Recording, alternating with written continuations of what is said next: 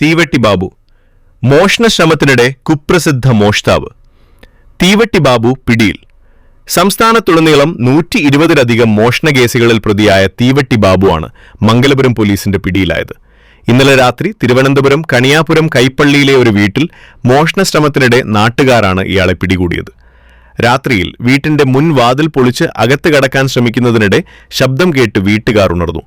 വീട്ടുകാർ ഉടൻ സമീപവാസികളെ വിവരമറിയിച്ചു. നാട്ടുകാർ പ്രദേശത്ത് തിരച്ചിൽ നടത്തിയപ്പോഴാണ് ഇരുളിൽ പതിയിരുന്ന ബാബുവിനെ കണ്ടെത്തിയത്. തുടർന്ന് വിവരം മംഗലപുരം പോലീസിനെ അറിയിച്ചു. പോലീസ് എത്തി ബാബുവിനെ കസ്റ്റഡിയിലെടുത്തു. തുടർന്നുള്ള ചോദ്യം ചെയ്യലിലാണ് തീവട്ടി ബാബു ആണെന്ന് തിരിച്ചറിഞ്ഞത്. കൊല്ലം പൂതക്കുളം സ്വദേശിയായ ബാബുവിന് കേരളത്തിലെ എല്ലാ ജില്ലകളിലും മോഷണത്തിന് കേസുകളുണ്ട്. കഴിഞ്ഞ ഒക്ടോബറിൽ പരിയാരം മെഡി കോളേജിൽ വെച്ച് പോലീസ് കസ്റ്റഡിയിൽ നിന്നും ഇയാൾ രക്ഷപ്പെട്ടിരുന്നു. മണിക്കൂറുകൾക്കുള്ളിൽ പിടികൂടിയെങ്കിലും ജാമ്യം ലഭിച്ച് പുറത്തിറങ്ങി വീണ്ടും മോഷണം ആരംഭിച്ചു. മുൻപ് വക്കീൽ ഗുമസ്തനായിരുന്നതിനാൽ കേസുകളെല്ലാം സ്വയം വാദിക്കുന്നതാണ് ഇയാളുടെ രീതി. ഒരു കേസിൽ ജാമ്യത്തിലിറങ്ങിയ ശേഷം മറ്റൊരു ജില്ലയിലേക്ക് പോയി കുറച്ചുകാലം അവിടെ തങ്ങി നിരവധി മോഷണങ്ങൾ നടത്തുന്നതാണ് ഇയാളുടെ രീതി. കോടതിയിൽ ഹാജരാക്കിയ പ്രതിയെ റിമാൻഡ് ചെയ്തു.